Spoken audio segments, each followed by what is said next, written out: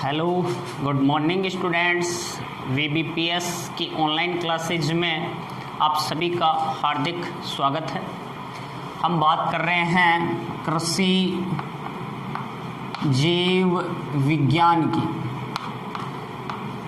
12th class की agriculture biology की हम बात कर रहे हैं और यहाँ हम कीट विज्ञान पढ़ रहे थे। जितने भी जो कीट थे उनकी क्या शारीरिक संरचना होती है और ये किस प्रकार से फसली जो पादप होते हैं इनको क्या करते हैं, नुकसान पहुंचाने का क्या करते हैं, कार्य करते हैं। क्या इनका लाइफ साइकिल होता है, क्या इनका जीवन चक्र होता है, इन सब की हम बात कर रहे थे।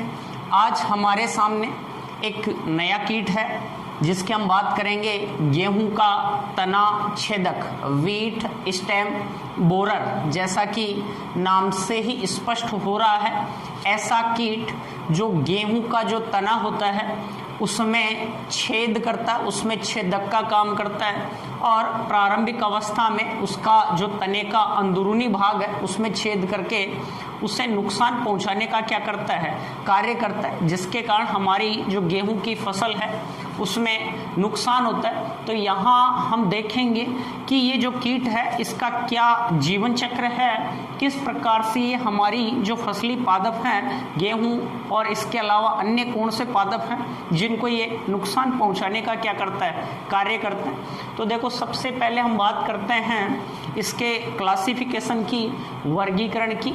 तो इसका वैज्ञानिक नाम की अपन बात करें तो वैज्ञानिक नाम है सिसेमिया इनफेरेंस। सिसेमिया इनफेरेंस क्या है इसका वैज्ञानिक नाम?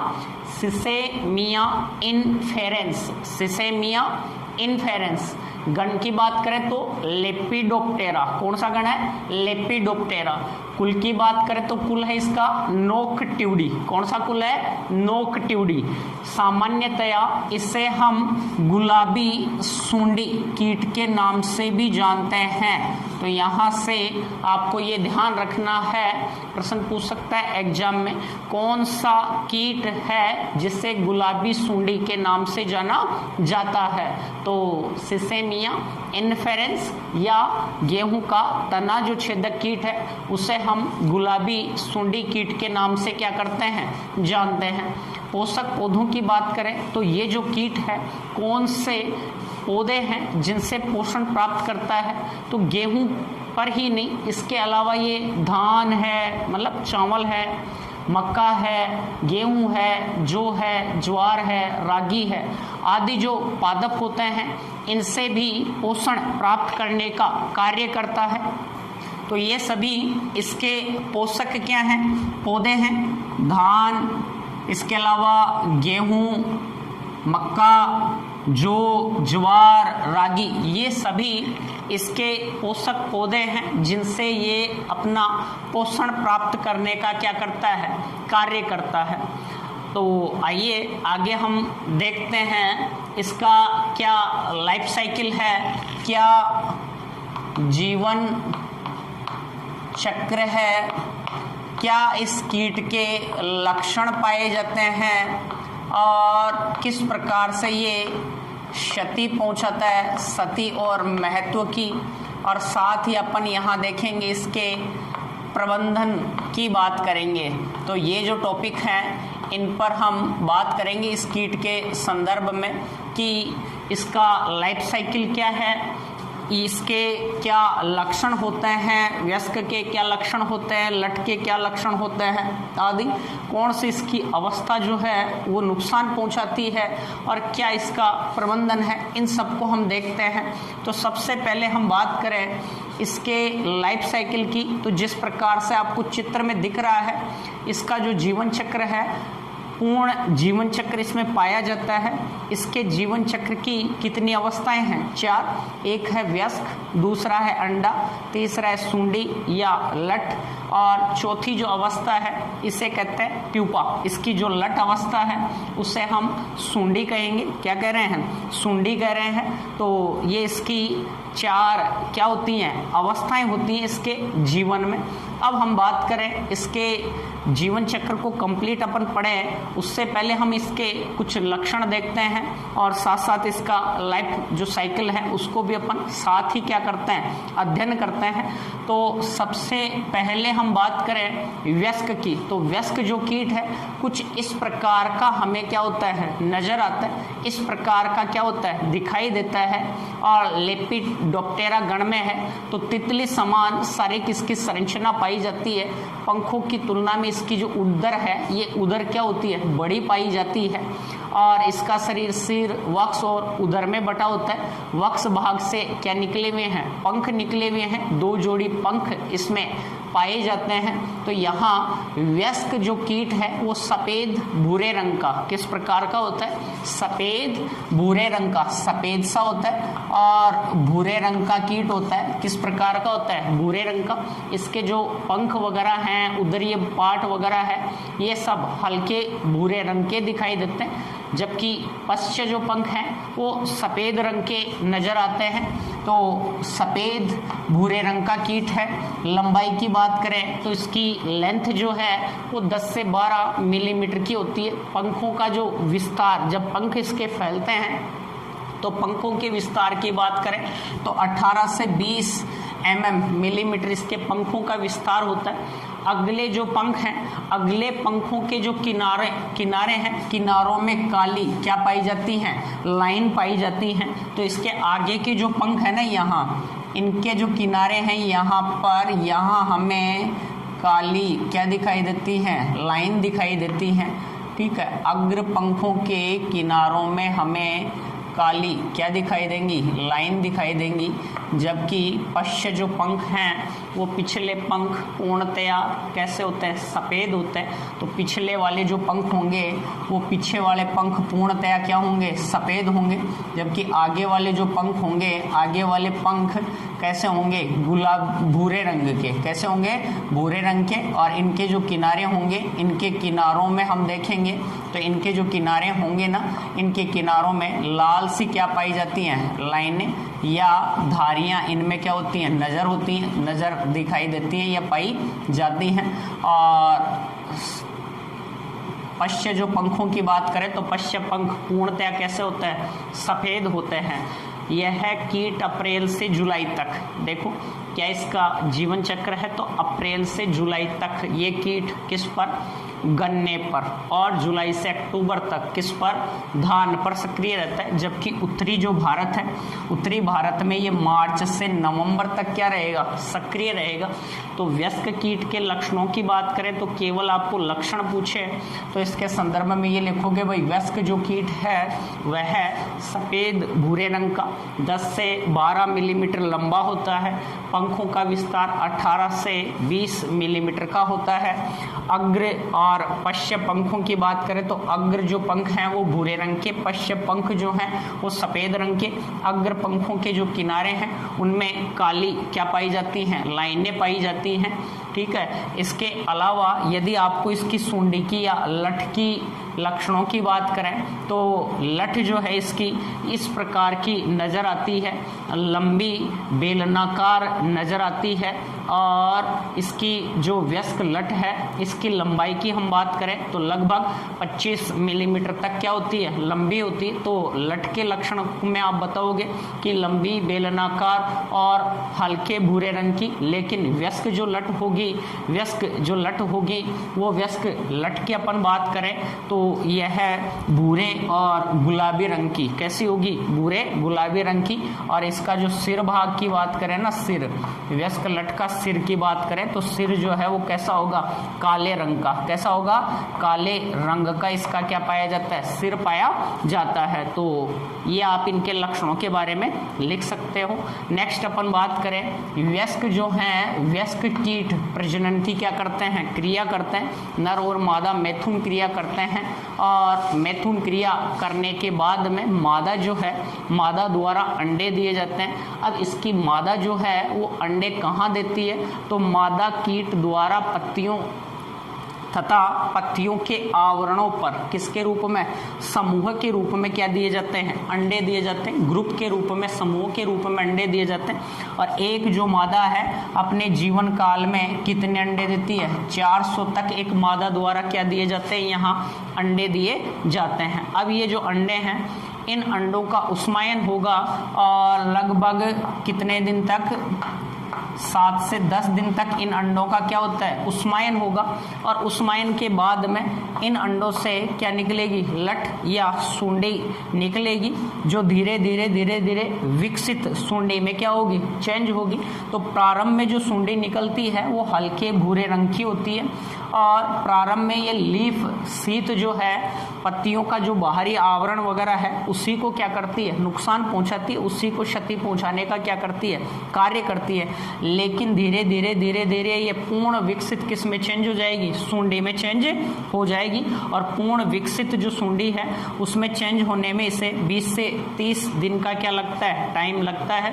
तो पूर्ण विकसित जो सूंडी है उसकी लंबाई की हम बात करें तो कितनी लंबी होगी, 25 मिलीमीटर और भूरे गुलाबी रंग की होती है। कैसी होती है, भूरे गुलाबी रंग की होती है और सिर काले रंग का होता है। प्रारंभ में ये जो सूंडी है इसकी हम बात करें, साथ ही इस पर हमें गहरे रंग के क्या दिखाई देते हैं, धब्बे दिखाई देते हैं। ये जो सूंडी है इसमें हमें गहरे रंग के क्या नजर आएंगे, यहाँ धब्बे दिखाई देंगे। और यही इस कीट की जो क्षति पहुंचाने वाली अवस्था है वो वयस्क नहीं है, अंडे नहीं है, प्यूपा नहीं है। कौन सी अवस्था नुकसान पहुंचाती है, सूंडी अवस्था। तो प्रश्न पूछ सकता है गेहूं का तना जो छेदक कीट है उसकी कौन सी अवस्था क्षति पहुंचाने का काम करती है, तो उसकी सूंडी अवस्था या लट अवस्था क्षति पहुंचाने का क्या करती है, कार्य करती है। अब ये जो है किस प्रकार से यहाँ क्षति पहुंचाती है, तो प्रारंभ में तो जब तक विकसित नहीं हो रही लीफ शीत को ही खा रही है, लेकिन जैसे ये क्या हो जाएगी, विकसित हो जाएगी, तो विकसित होने पर ये क्या होगी कि जो तना होता है गेहूं का आदि का, उस तने को क्या करती है, क्षति पहुंचाने का काम करती है। हानिकारक अवस्था में तनों में घुसकर इन्हें क्या करती है, क्षति पहुंचाती है। जैसे हम यहाँ देखें गेहूं का जो तना है उसमें यह क्षति पहुंचाने का क्या कर रही है, कार्य कर रही है। तो कोई भी जो तना है उस तने में ये छेद करके उस तने के अंदर क्या हो जाती है, घुस जाती है और तने में घुसकर इसके जो कोमल भाग हैं तने के, ठीक है, संवहन मंडल्स वगैरह हैं, इन सब को अंदर से क्या कर जाती है, ये खा जाती है। तो प्रारंभ में पौधे की खाने से क्या होगा, मध्य कलिका, बीच की जो कलिका होती है पौधे के अंदर, जैसे यहाँ हम बात करें यहाँ पर बाली का क्या होगा, निर्माण होगा, या तने में क्या आएगी, बाली आएगी। तने के ऊपर यहाँ हम देखें तो ये तना था और इसमें यहाँ जैसे ये गेहूं में क्या आ रही थी, बाली आ रही थी। तो बीज की यहाँ हम देखें तो बीज का जो भाग था इसने क्या कर लिया, खा लिया, यहाँ से क्षति पहुँचा दी। तो इसमें होगा क्या, पौधे की मध्य कलिका सूख कर मृत गोब में परिवर्तित हो जाती है और बालियाँ सूखी और खोखली नजर आती हैं। तो प्रारंभ में इसके लक्षण दिखाई देंगे। तो यहाँ जो जैसे गेहूं की बालियां हैं वो बीज से क्या हो जाएंगी, काली हो जाएंगी, कलिका सूख कर मृत गोब, डेड हार्ट समान संरचना में, अर्थात यहाँ जैसे ये मृत गोब में चेंज होगी, इसकी जो शारीरिक संरचना है वो हमें हार्ट शेप, हार्ट के समान इसकी क्या दिखाई देगी, यहाँ संरचना।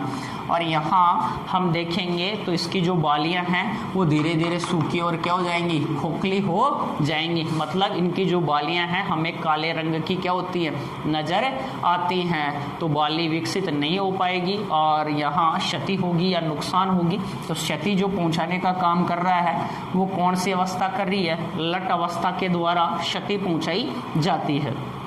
तो 20 से 30 दिन में लट विकसित होगी। अब अपन ने पिछले जो कीट थे उनमें बात की कि जैसे लट विकसित हो जाती है ये भूमि में चली जाती है, 10 से 15 सेंटीमीटर, 20 से 30 सेंटीमीटर गहराई में जाकर प्यूपा में चेंज हो जाती है।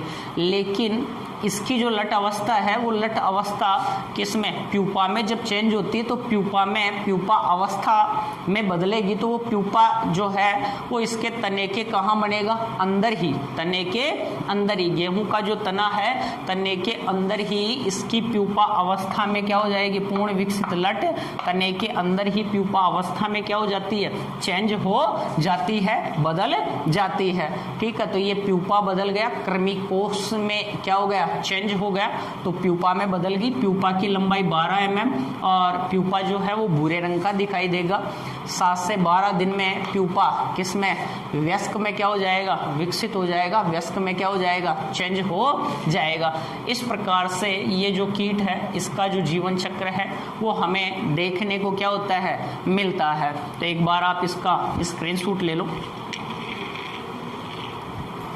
आगे बात करें हम इसके प्रबंधन की, किसकी बात करें, प्रबंधन की। तो इसका जो मैनेजमेंट है, इसका जो प्रबंधन है इस कीट का, वो किस प्रकार से किया जाएगा। तो प्रबंधन में एक तो अपन बात करेंगे यहाँ सस्य प्रबंधन की, एक बात करेंगे जैविक प्रबंधन की, जैविक प्रबंधन, और एक बात करेंगे हम रासायनिक प्रबंधन। तो सस्य प्रबंधन में तो ये है, किसान अपनी सूझबूझ के द्वारा कृषि करने की जो तकनीक है उनके द्वारा ही इस कीट का क्या कर सकता है, प्रबंधन कर सकता है। यहाँ कोई रासायनिक दवाई आदि का छिड़काव करने की आवश्यकता नहीं है। तो सस्य प्रबंधन में तो पहला आता है किसान फसल चक्र को अपनाए, किसको अपनाए, फसल चक्र को। और फसल चक्र को अपनाने के अंतर्गत ये है भाई, जो किसान है वो गन्ना और मक्का की जो फसल है वो बोने के तुरंत बाद उसे गेहूं आदि की फसल को क्या नहीं करना चाहिए, बोना नहीं चाहिए। तो फसल चक्र को अपनाना चाहिए। गन्ना और मक्का जैसी फसल बोने के तुरंत बाद गेहूं की जो फसल है उसकी हमें क्या नहीं करनी चाहिए, बुआई नहीं करनी चाहिए। तो ये पहला किस में आएगा, सस्य प्रबंधन के अंतर्गत आता है। सेकंड अपन इसी में बात करें तो अभी अपन ने बात की कि ये जो कीट है ये कीट क्या करता है, जो बालियां हैं वो सूख जाती हैं और किसके समान हो जाती हैं, मृत गोब के समान हो जाती हैं। तो जो बालियां सूखकर मृत गोब के समान होगी उन पौधों को उखाड़ कर क्या कर देना चाहिए, हमें नष्ट कर देना चाहिए। तो ये हो गया अपना कौन सा, सस्य प्रबंधन।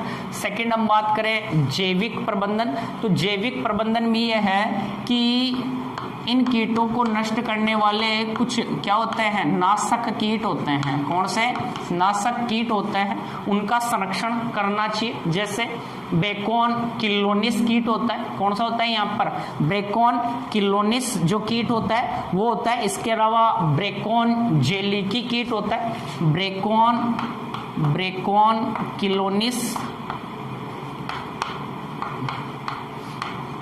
और ब्रेकोन जेलिकी, ये जो कीट हैं, ये कीट ठीक है, ये कुछ नाशक कीट हैं जो इनको क्या करेंगे, नष्ट करने का क्या करते हैं, कार्य करते हैं। तो ब्रेकोन किलोनिस और ब्रेकोन जेलिकी जो हैं उनका हमें संरक्षण करना चाहिए ताकि इन कीटों को क्या किया जा सके, नष्ट किया जा सके। इसके अलावा रासायनिक प्रबंधन की अपन बात करें तो कीट का प्रकोप कम करने के लिए हम रासायनिक दवाइयों का क्या कर सकते हैं, इस्तेमाल कर सकते हैं। और रासायनिक दवाइयों के अंतर्गत या केमिकल के अंतर्गत, पेस्टिसाइड के अंतर्गत हम यहाँ पर जैसे रासायनिक जो केमिकल है उनके रूप में अपन यहाँ काम में ले सकते हैं। एक तो आता है क्लोरपाइरीफास आता है, इसके अलावा क्यूनालफास आता है। तो क्लोरपाइरीफास या क्लोरपाइरीफास या क्यूनालफास, जैसी रासायनिक दवाइयों का छिड़काव करके इस कीट का क्या कर सकते हैं, प्रबंधन कर सकते हैं, नियंत्रण कर सकते हैं। तो आज अपना कीट था वीट स्टेम बोरर जो कंप्लीट हुआ। क्या इसका लाइफ साइकिल है, क्या इसके लक्षण होते हैं, कौन से इसकी अवस्था क्षति पहुंचाती है, क्या इसका मैनेजमेंट होता है, अपन ने इसके वर्गीकरण की, वैज्ञानिक नाम की। तो वैज्ञानिक नाम अपन ने बात किया सिसेमिया इनफेरेंस, इसका वैज्ञानिक क्या था, नाम था लेपिडोप्टेरा गण के अंतर्गत ये जो कीट है उसको रखा गया है। क्लियर यहाँ पे। धन्यवाद सभी को। जय हिंद, जय भारत।